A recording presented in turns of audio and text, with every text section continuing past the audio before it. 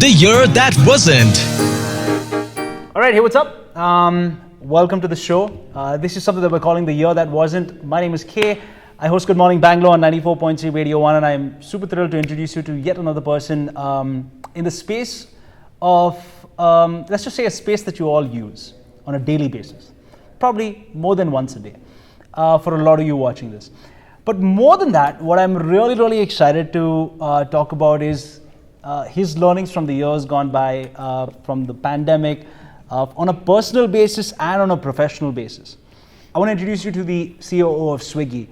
This is the wonderful Mr. Vivek Sundar, who's been sweet enough to join us on the show. Hi, Vivek. Good to see you. Lovely to see you. And good to see you. Good to see you. Yes, because in these days, seeing is rare. Yeah, so I'm real. Yeah, you're real. Exactly. We're doing okay. Exactly.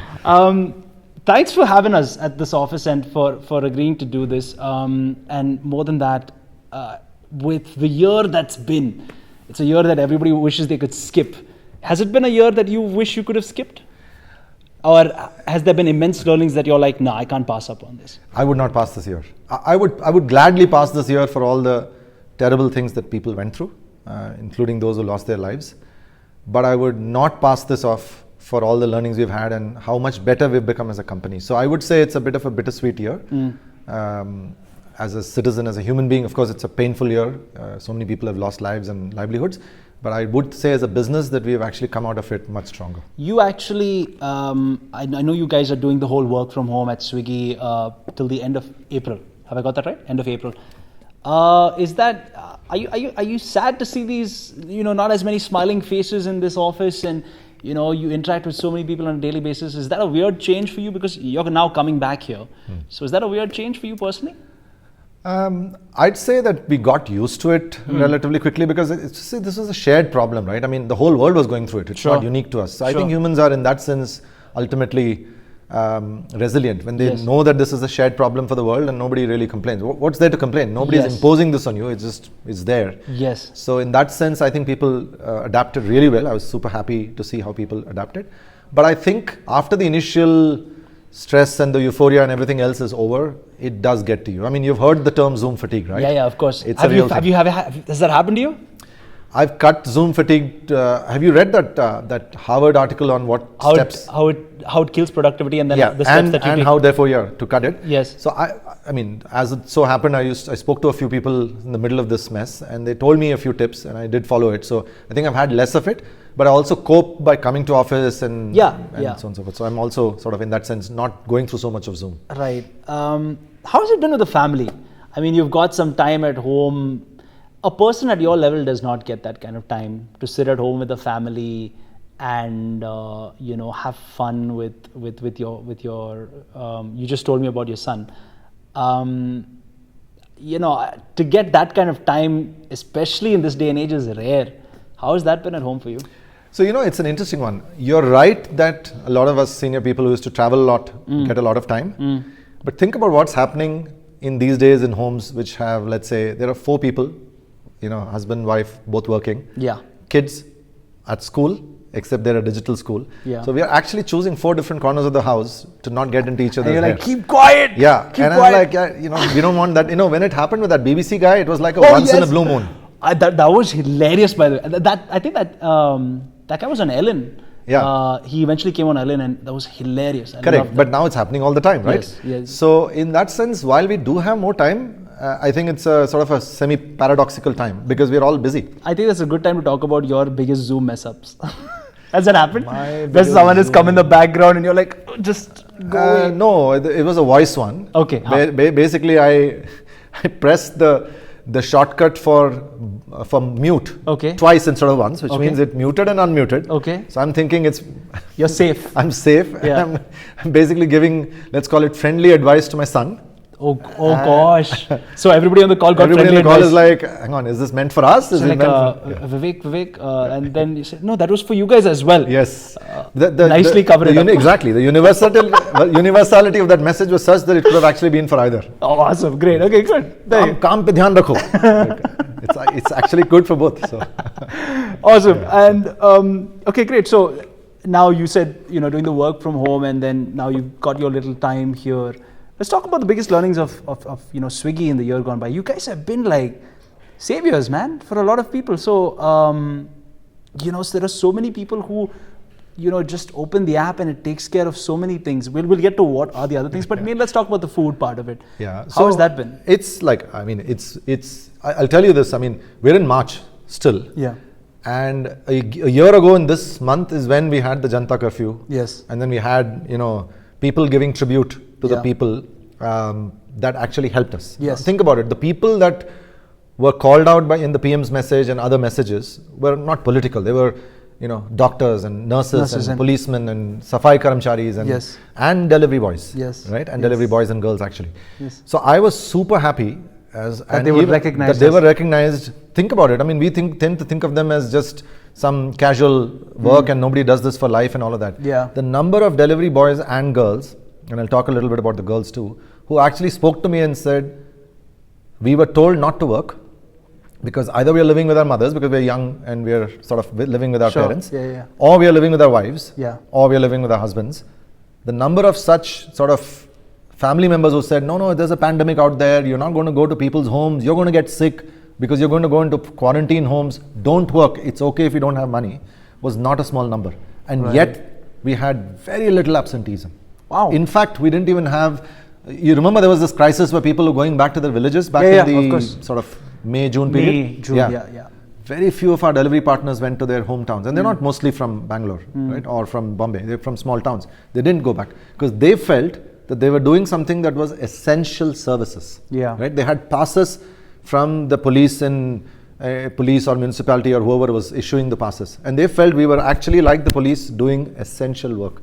Right. Right. Now, some of it was of course told by us to them, but a lot of it was what they picked up from how the politicians talked about them and so on and so forth. So there has never been a crisis at a national level. There's been many crises where we've called out the yeoman service rendered by the doctors. I think one so rarely where we've all come together uniformly and said, let's all back each other up. And specifically the delivery boys and girls. Yes. Right? Because soldiers, to call them out as saviors of the nation is common. Yes. Right? And sure, they do great work. Yeah. Policemen, doctors. Yeah, but to call out delivery boys and girls. Exactly. I think that happened for the first time ever in 100 years. Right? And that's, I think, something which is unique because that then allowed us to offer these delivery boy services for pretty much everything under the sun. Right. Anything that was legit, that needed to be shipped from place A to place B, we were shipping during the pandemic. I'm sure you have many stories. Of course. Can I hear? That's why I stopped at that word legit. Yeah. So I would love to hear one. I'm sure you have many. So go ahead. Okay. So the one that brings a lot of fond memories in your mind. I don't know about the fond memories bit, but I'll tell you the two stories that were sticking in my mind. Sure, okay. So we actually said, look, you know what, people are also, people need to ship stuff from each other. So we had this small service at that point of time, it was called Genie. And that was essentially not the food delivery part, but using the same infrastructure to ship things from place A to place B. Right. So you can pick it up and drop it off anywhere because it still has the same amazing technology and operations that Swiggy is famous for. Yeah. So, okay, let's open it up. Now, that opened up when, by the way? That was big time in May. In May, okay. Right, so about a month after we scaled it in April, May, right? Okay. So we said, okay, I mean, obviously I don't need to know what you're shipping to your friend, right? You're a consumer, you'll put it in a bag and you'll tell us what it is. Sure. I mean, as a general descriptor, and you'll ship it. I'm scared about where this is going. Yeah. But then one day, and in those days, we were doing daily firefighting. Yeah. Right, because it could be suddenly Hubli is closed. Yeah. Because there's been cases rising, the city's been shut down. So suddenly crisis. So we were having daily stand-up crisis meetings, and usually those crises were about we don't have passes to operate, or this city has been shut down, or this zone has been quarantined, or these delivery boys and girls have fallen sick, which is rare anyway. But those are the type of operational crisis. Sure. The one time when I remember this crisis meeting where it was 2 of our delivery boys had been caught by the police. Okay. And they were Genie, and the police opened the stuff, and it was some form of a plant which wasn't exactly supposed to be shipped. Oh, wow. Okay. Yeah. People are doing that stuff. Exactly. Huh? So and what I feel really sad is the poor delivery guy gets held with it. He had nothing to do with it. Yeah, he genuinely did not know, right? Obviously, right? Because he picks up a brown bag and takes it to place B. That's it, yeah. So protested with as much sincerity as he could saying, I have zero clue. Look at my app. There's no information that I'm shipping this. Right. So the police, of course, caught hold of us and said, what the hell is happening? Yeah. So now, thankfully, it was only one case. And the police was, by the way, the whole police, especially in Bangalore, was the most amazingly receptive to real problems. We had, can you believe, we had WhatsApp groups running 24/7 with the police to tell them the problems that we are having on the ground, and they would basically send a police control vehicle to solve the problems. That's good to know. 24/7. Sunday, I have troubled police people, and they have responded within half an hour. Tell me, they just said, give me the phone number of the bike that is stuck, and we'll sort it out for you. Right. This is amazing, right? So truly, everybody came together. And so they said, look, this is the problem. You can't be shipping this. This is not essential. However much you may protest, this is not essential. And so we said, swear? Right. We never knew what was inside. It's such a Bangalore thing, you know. Yeah. We are the only ones in the country whom I know who do that. Like what you just did. Yeah. It shows how much of a Bangalorean you are. Yeah. So we didn't know what was inside. So then after that they said, yeah, but you know, we can't allow this, blah, blah, blah. I said, completely fair. So after that, and I don't know if you used it before May and after May. Right, I have for sure. But after May, you had to basically click a button and a declaration that what you were shipping was your responsibility. Yes. Not ours. I remember that distinct change that happened. That change happened because of this incident. So this is the story behind that button. Yeah. Wow. That extra button, extra friction that we create. Some consumers are like, what the hell? Of course I know what I'm shipping. Yeah. Right. Wow. Okay, so this is the reason. So for everybody, you now officially have had underhand secrets delivered to you. Okay, lovely. Yeah. But it didn't happen after that. I mean, people behave themselves, I think. Yeah. I think for the most part, these are the one-off cases where you can tell a funny story in a place like this and laugh about it and be like, that was silly. That was crazy. There was another incident which happened. Yeah. We are not a taxi company, right? We are just a normal company. So anyway, long and short of it, we decided to do shipment of Genie. Yes. So the process is... I remember that there was a test, there was a beta thing that was running first and then it kind of came in. But here the story, right? So we sent, the normal process is the guy comes and basically says, okay, what do you want to ship? Yeah. And the person gives a brown bag and sometimes take a picture. Sure. So he goes and he says, okay, what do you want me to ship? Give me the packet, sir. Right. Which is very different from a restaurant where you anyway know, you go pick it up and then deliver it, right? So the guy says, I think he said it in Kannada, he says, me. So the delivery boy looks at him and says, what do you mean you? He says, I want you to ship me from place A to place B.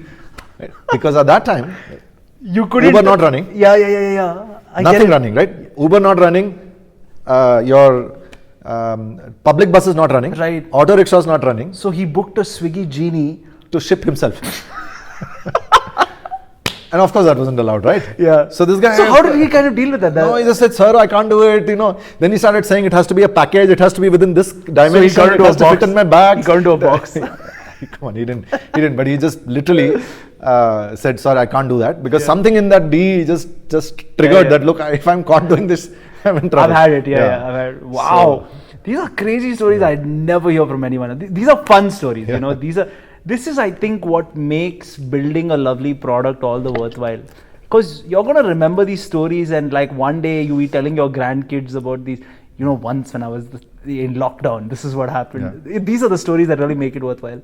What has made it worthwhile for you to keep going? I mean, you were appointed as COO in 2018. Yeah. So what has kept you going personally here? During the pandemic, you mean? No, as a professional at Swiggy. What has kept you personally going? Like, how is this place different from so many others? So a couple of things. One, there is an X factor about this.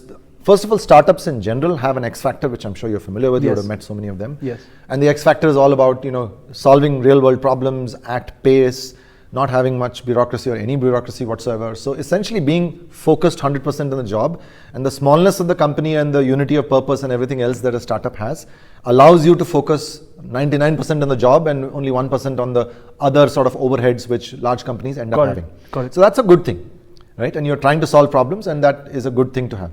The X factor I think which Swiggy had is that it had the ability to attract and also retain. I'm not an exception. There's so many of us who joined in 2017, 18, 19, even 20 that have retained. So there is something about the building which actually allows people of various hues, colors and shapes to come in here and still be able to perform even though they're different.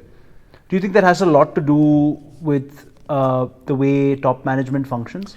Yeah, I mean, I think the because culture that filters down, right? It's never the other way around. It's never Totally. the culture that starts down that goes up. It's True. always I think reverse. it starts with the founder in terms of how he or she sets it up and the early stage sort of cultural seeds that you sow. Of course. And then it of course then depends on the early employees that come in and all of that. And I'm sure Harsha will tell you that he spends a boatload of time, at least in the early stages, in making sure that the recruits that were coming in or the people that were being recruited were all sort of not necessarily the same type of people, but will have a certain commonality to be able to have the X factor going.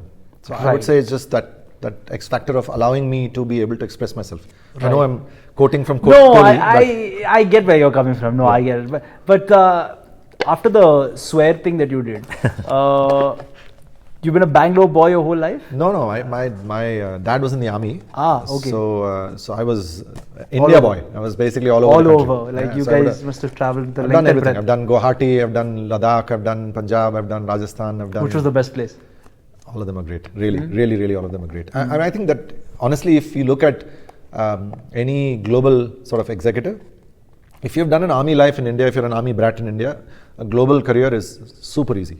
Right. Because every 3-4 years. Because you've already been doing it for a while. Yeah, like every 3-4 years you have to uproot yourself, find new friends, often speak a different language. Remember, when I was growing up, you had to learn the local language. Of so, course. I go to Assam, I still basically understand a little bit of Assamese. Yeah. I lived in Punjab, I can still read and write my name. Very good. Right? So, in that sense, languages, culture, being able to be open to other people's.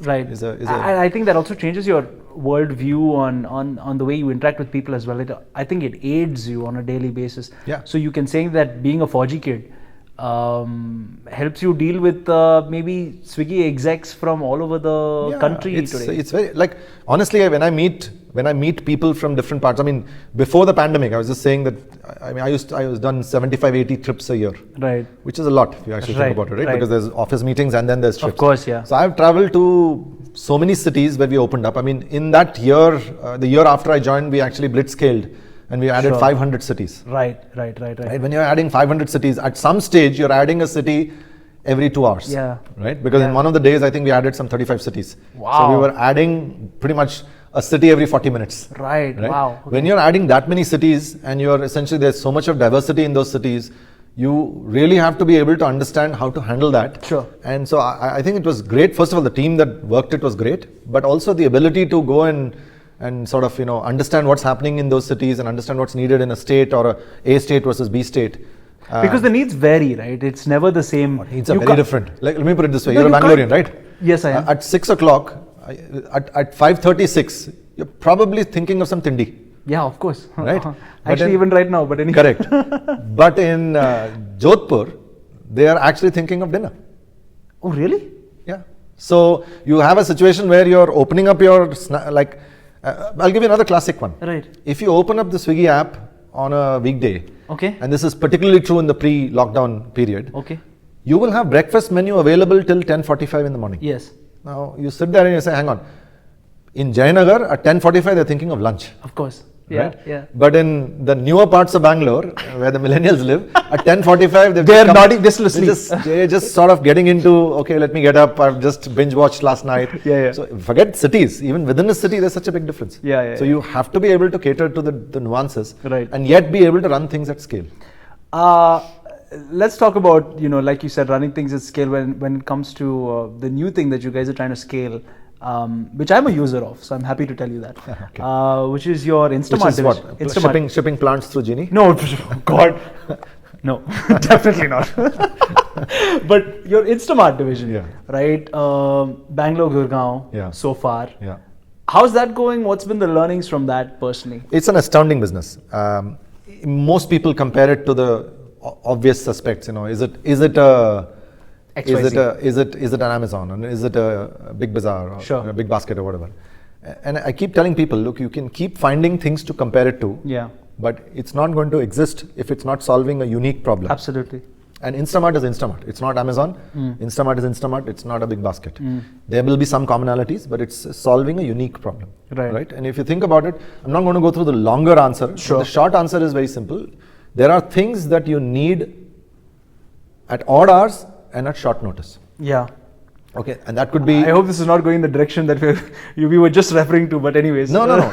Odd or short notice. For example, a child is at home and we've just run out of diapers. And and you just looked in the pantry and then it's over. It's over. And you need it. And you can, of course, do some makeshift stuff and stuff like that, but it's a time sensitive thing. You press a button, 30 minutes later, it's there. Yeah. Right? You are having some friends over for a party and let's say the Coke ran out. There's no dip. There's no dip. Or maybe the Coke ran out. Yes. Or maybe the people wanted a fruit juice and that's not there. Yeah. Right? They said, oh, I'm not feeling like I've used it for exactly this, by the way. Correct. Exactly. So, oh my God, it's so weird that you're saying this, but okay. Now that you don't want 4 hours later or the next day. You want it then and there. Yes. So you press a button, 30 minutes or 40 minutes later, it's there. Right? So for this, I'll tell you a funny story about this. So we had a barbecue at home. Okay. And I love cooking, so I hate leaving the grill in the middle. Right. My mom's like, listen, there's no juice. Yeah. You have to go and get juice. Like what are we gonna mix this with and all that?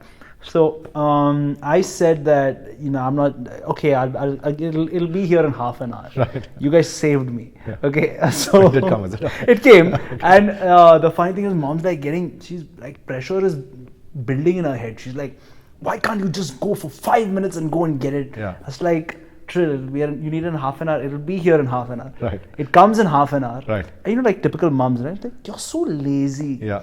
You're so this thing. I was like, Mom, the grill would not have been going if I left. Yeah. Right. Bottom line is it came, everyone happy. Yeah. But what I like even more, Yeah. and I was telling this actually to Brian before you came, is I've always experienced a very good support on Swiggy from your execs when I chat in the app. Right. I've always had a very positive experience with that. I'll be honest with Vivek, I'm not telling you this just because I'm sitting with you. I'm telling you this because I genuinely mean it. Got it. So on the back end, because you're an ops guy, training that level of people takes a lot. So what would we tend to focus on defect elimination. So when you're telling me all this, I'm obviously happy. Yeah. But I'm like, oh, thank God he's not faced the thousands of people who complain about. No, if I had a bad experience, I would tell you openly. Sure, right? I get that. But, sorry, where do you live, if I may ask? I'm in Kalyan Nagar. Okay. I'm in Kalyan Nagar. So here's an interesting one for you. If you want to really get depressed one day, just go to the call center and listen in for about an hour. Because the people will call in and basically complain. And they have all legitimate reasons to complain. Food's gotten delayed, something is missing. You have a hungry child who's jumping up and down and something is missing. So they have legitimate reasons to complain. Sure. But when all of those people who have a reason to complain, and remember, we do millions of orders. Yes. And you take a very small subset of that, that's still thousands of people. Sure. Are basically just unilaterally complaining at a bunch of young women and men. Yeah. Just imagine, you've just spent that 8 hours. That stress is not something else. Totally. Yeah. I mean, I really ask the people saying, do we have any mental health? I'm sure you guys take care of that as well. We do. Yeah. But I asked that because I was like, man, if I had to listen for 9 hours or 8 hours to somebody just yelling at me and different people yelling at me and making me... I'd be fed up. Fed up, right? But these are another one of those unsung heroes and heroines that actually, remember, in the lockdown, they were even more handicapped than the delivery boys and girls. Correct. Because the delivery boys and girls needed licenses and passes and they could go out to work. Yes, but these people had to physically come. But it wasn't allowed. We weren't allowed to put people in a room. So you developed through a CRM on the phone kind of thing. But these are people who don't have computers at home. They don't often have great network at home. Sure. To be able to run a proper secure network so that they can do call center from home was a different order of magnitude challenge. The most visible face of Swiggy during the pandemic is the boys and girls. Correct. Delivering stuff. But the invisible it's these guys back behind the scenes that make it easy for them to so they were also working really hard and they had it tough too. I love how you touched upon mental health. So let's talk about that for a second. Yeah. That's one thing that's affected a lot of people during the pandemic. Yeah. How has that been for you personally? And then we'll get to the company as well. But it's because it's hard. It's not hard. So I think there are few things. One is you can look at the glass half full or you can look at the glass half. A lot of us in urban India are fortunate to have the resources we do. Right? There's a lot of people in urban India and rural India who don't have the resources, whether it's a job, physical security, money, etc. So to start with, the first principle is to just be thankful every day that you have what you do to deal with the mess that is outside. So you start complaining to yourself, then it becomes a self-fulfilling prophecy. So every day I would say, thank God I'm in a country which is my own, not stuck somewhere and stuff like that. Yeah, and I have to come back. And I have to come back, yeah. but I can't come back because and a lot of people did that. Number two, I'm fortunate enough to have the resources that I do. Yeah, sure, I'm stuck at home, but look at the people who don't have jobs or who have to go to the villages or stuff like that. So first piece is gratitude for what you have. Okay. Then I said, look, reality is that you're going to be stuck at home and going to have screen time shooting up. Yeah. Right. All my device screen time limits were just blowing past in the first week itself. I used to have limits for screen you used to have time. limits? I do that now, by the way. Yeah. Yeah. And it just blew past, right? Because obviously you're on the phone all the time and you're on computer all the time. So I realized that you're going to have a lot of this actually extra sedentary stuff. Sure. So to the extent possible, I invested in stuff so that I could actually do a lot more on health. So I bought a bike, like the 1,000 other people that bought a bicycle. Yeah. You are the guy who, because of you, I was not able to pick up a bike in lockdown. Yes, I was told that the waiting list is running in months. Yeah, demand's gone up 300%. Exactly. By the way, in Bangalore. Yes, Fun fact, for you. So the early bird gets the worm. In this case, a bike. No, fair enough. Yeah. So I bought the bike.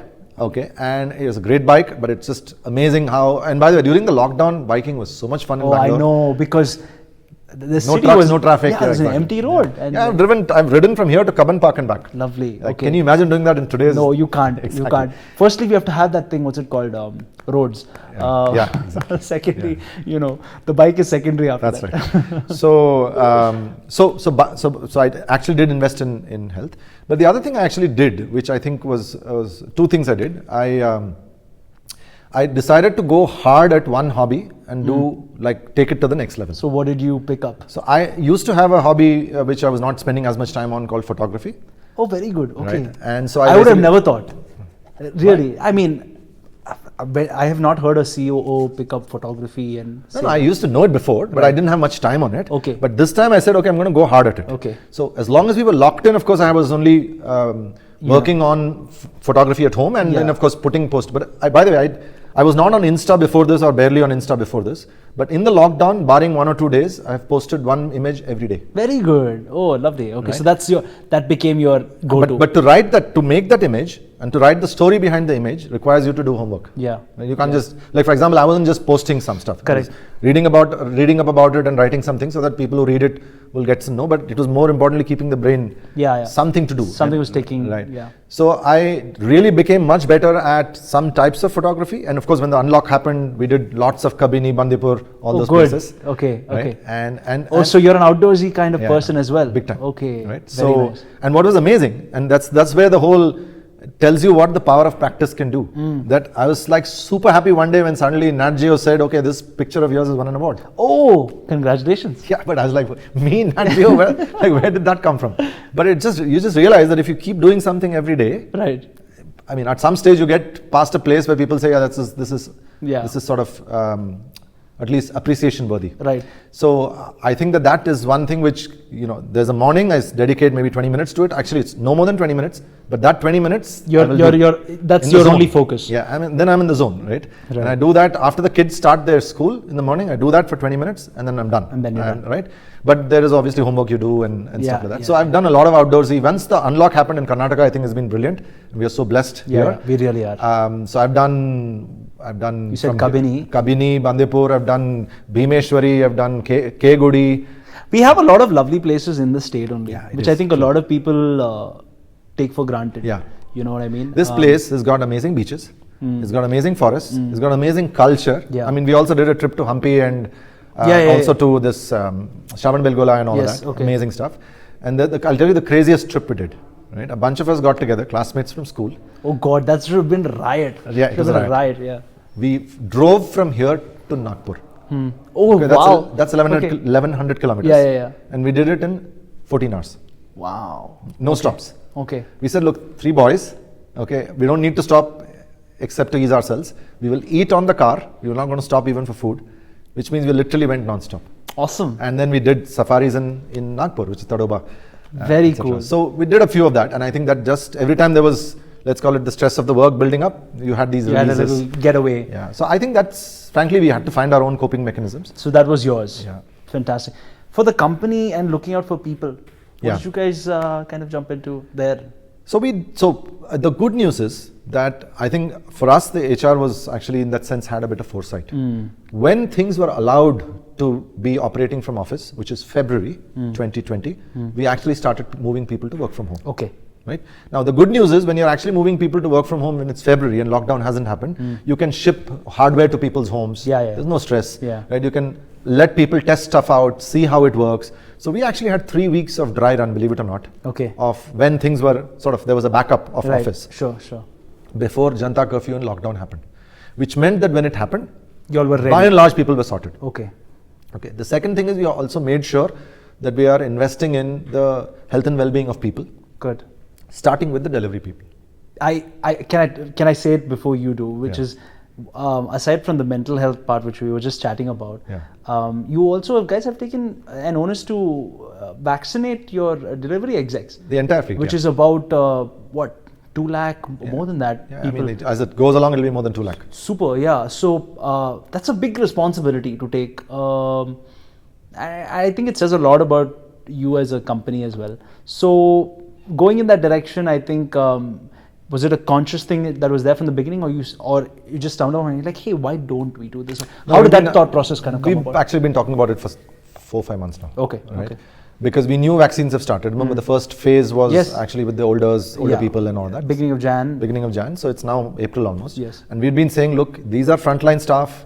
We want to do it because we know for a fact that a lot of their family members are still saying you're in a risky job. Correct. Thankfully, we haven't had a crazy problem because these are young people. They have good, immune systems, and we've been. By the way, we had invested in masks and all of that stuff. And there's a new thing. I don't know how you order, but there is a method of ordering called contactless delivery. Yeah, contactless delivery. Yes. A lot of consumers don't use it, and it's such a simple thing to do. Just press a button and you leave it at your door. Leave it at the door. Take a clip picture and go. Yeah. And a lot of people don't do that. That just allows for that 2 gaj ki duri to easily happen on both sides. Correct. Right? Everybody is happy with that, and they also like it because when they go and tell their families that no, we are doing contactless delivery, it's actually good. It makes life easier and for their families. Yeah. Right. So I think that the investing in some of these things, which is the physical, medical support and medical insurance and help when they actually do get COVID and stuff like that, plus this vaccination thing. I personally would say that we do less of it than we would like, less of this kind of stuff than we would like. But when you do it, it's fulfilling. When we do it, it gives us happiness. But we still think that there is more to be done. Of course. And so there's a lot of other conversations we are having right now as we speak. Oh, good. Okay. On how to solve further problems. Right. Because the reality is that these are sort of gig economy guys. Yeah. They don't come to work. They're not contractually bound to come to work. Absolutely. So the fact that we are thinking about problems that we don't precisely know because they don't use their bikes only for delivery. They use their bikes pretty much for everything, which is why you don't see a Swiggy bag welded on. See, unlike in a Domino's thing where it's welded on, because that's a bike only for Domino's delivery. Yes. This is a bike that's used for everything. Yeah, their own personal use or whatever they want. Yeah, right. Whatever they want, So, therefore, to understand what their overall life problems are, we haven't invested in because we just said they're coming in to do their work. But now we have a team of people who understand their problems outside of work. Okay. Right? For example, and you mentioned the lack of roads or the moon craters in Bangalore, right? But part of the problem with those craters in Bangalore is that when you do 150 kilometers a day, 6 days a week, for 20 plus days a month, eventually your backbone does pain. Takes a little bit of a beating. So we've actually spoken to a bunch of orthopedists to figure out a way in which either through posture or through some kind of a device, it can at least lessen the pain that they have because you can't fix the roads. Yeah. Right. You have to deal with the fact that they will be bumping around, and so we've done a little bit of that again, but we haven't put that kind of system in place yet. It's in the pipeline. It's in the pipeline. But so talking to them and saying, tell us the problems that you have in your life, and therefore let's see what we can and should solve and what we can't solve using technology or otherwise is a relatively new journey, I would say. Right. And therefore it's fulfilling when it happens, but there's still more to be done. Of course, there's, like you said, always more to be done. But this has been a long chat and I've gotten to know so much about you as a person. I think it's only fitting that we kind of like end this on a little rapid fire kind of note. Okay. And for that, like I want you to say the first thing that kind of comes in your mind. Okay. All right. Before I get to that, do you mind if I squeeze in one more question? Go ahead, please. I would love to know 2 things. Yeah. One, who you consider as a role model, in your life? And number two, what would be your 3 pieces of advice for young entrepreneurs out there? Okay. So let me do the role model piece first. Sure. There is no one person that I kind of hero worship and say so-and-so is a role model. But in my experience over the last 25 odd years, I've seen lots of people to take parts of what they do and be inspired by it. Sure. So I'm going to give you in no particular order. Sure. But these are all people that have inspired me. Okay. So let's start with the Tata Group or Ratan, who's the current sort of face of it as the person who embodies the ethos of Tata. I'm sure you've seen that amazing TED talk also on how the employees at the Taj, they didn't leave till every guest was secured. I mean, they knew all the back exit. They could have just left when the mess happened. But none of them, not one person left. Right? Now, no money or a training program for 2 days teaches you that. It's all about the service ethos that Tata and the Taj Group trained them on. So how do you take people who come from all walks of life? The Tata, of course, is a broad church. It brings in everybody. And how do you train them in the Tata way? And how do you make sure that every employee embodies that ethos? Right? Whether he's a good performing employee or a bad performing employee, I'm sure they would have had a normal distribution curve. Of course. But every employee did what was considered exceptional behavior in those exceptional circumstances. So Tata and what it's done in terms of a company over the last 100 plus years is an inspiration. It's an inspiration. And I think that a lot of startups will gain a lot by not taking maybe some aspects of the Tata culture that are not relevant for startups, perhaps in the speed at which they operate, etc. But at least take the values and the kind of how they role model that and get their employees to sort of truly buy into that is an inspiration. Okay. On a personal note, there is the mama of mine who was the only, I mean, I don't come from a business background or a family that is into business. There are usually either doctors or engineers or co. So to have one person who was actually he was the only person in the corporate world. So therefore he was the one inspiration that was there in how to run a career in a corporate life and still basically never do anything that you need to go home. He used to be very unstressed. And I used to wonder why is he unstressed? What's the secret? What's the secret? And he says, I've never done a thing in my life when I have to go home and say, oh, you know what, that's not the right thing to have done. Right? Because you'll make mistakes, it'll lead to some business outcome that is not acceptable. It's okay, you'll get rated badly or you'll have to leave or whatever. But you should never come home and do something that makes you think, I wish I had not done that, but it's not the right thing to have done. Right? So when you walk home with that thing that says, I have done everything that is right, both in the letter and spirit of the law, you can actually live a very stressless corporate life. Right? So for a youngster who was kind of looking at this only person who was in the corporate world and sort of getting inspired by it, I have always found him to be an inspiration. So I've ended up working in so many countries around the world, but never had the stress of going home and thinking, oh my God, what if this happens? I mean, worst case is I lose some market share or lose something business, fine, I deserve it, but I don't have to worry about it. Yeah, it'll come, it'll go, I guess. Awesome, I think that's great advice plus role model. You've tied that in beautifully. Let's do a quick rapid fire, all right? This is our final, so first thing that comes to your mind, you're just going to say it out loud, right? First thing that comes to your mind. Okay.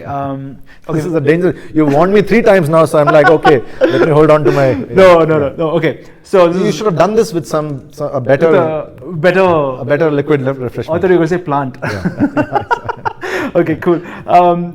All right, Vivek. Here's your little rapid fire. Sweet or savory? Sweet. Are you a morning or a night person? Morning. Okay. Fill in the blanks. When I dance, I look like shit. Really? I don't dance. You don't dance. Okay, cool. Your favorite Bollywood movie and why? Sholay. Why? It was the first. So think about it. When you're young, you hear that the epic from ancient India is the Mahabharata. And the epic from modern India is Sholay. And that's it. I must have watched it 10 times, 20 times, whatever it is. So you know the dialogues by heart and all? Of course, yeah. Oh, wow. Okay, great. Your favorite TV show you're binge watching right now? Surgeons. Oh, okay. I have not heard of this. I don't know what this is. I don't know what the name. It's a Surgeon's Cut or something it's called. Okay. Netflix. Okay, cool. By the way, it has some great global surgeons. Right. But it also has our own Bangalore Dr. Shetty. Really? Yeah. And it's a global Netflix thing. Cool. One to check out for everyone who's watching this. Okay, cool. 2 things that you would change if you had a time machine. To go forward or backward? Oh, backward. Your choice. Yeah. I mean, two things you would change. So past, obviously, ideally. Yeah. I would probably change this model of economic progress that screws the earth. Okay. I mean, some way we should basically protect The environment. the earth and the environment and animals and everything else. And maybe it's my love for wildlife and Maybe, stuff yeah. like that. But I just think it's stupid to degrade the earth. Right. In In the name of progress. Right. And the second thing? And the second thing is I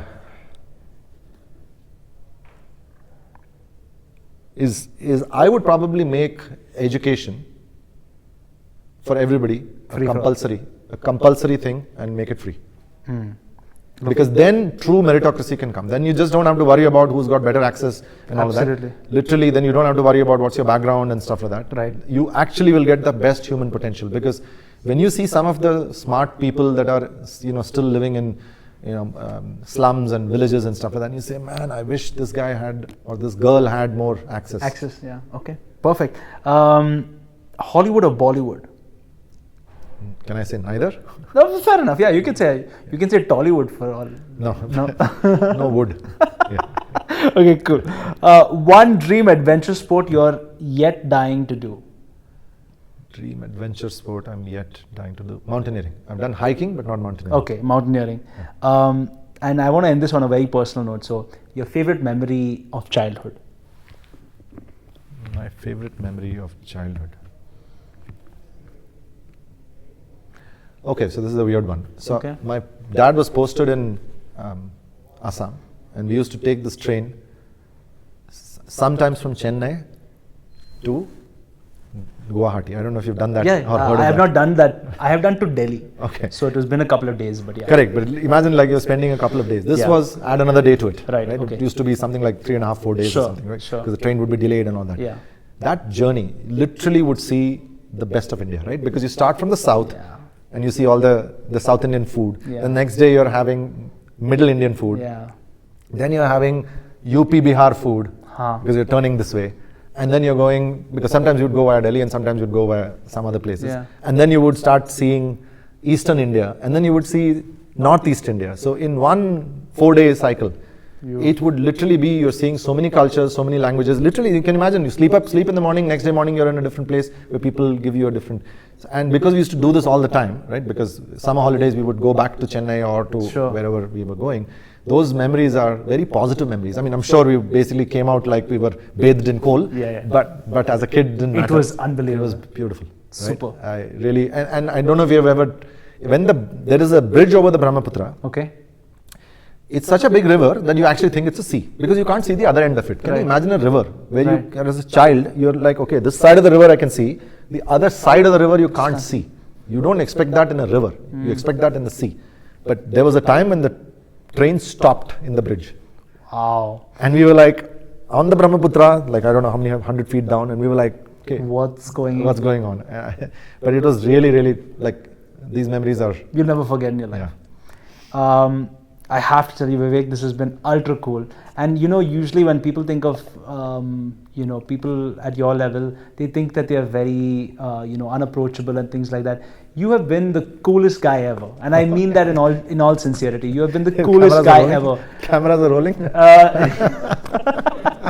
I need to go. I need to go back maybe and check whether you say this as a closing speech to all. You should, because then you'll be pleasantly surprised. Okay, you'll be pleasantly surprised.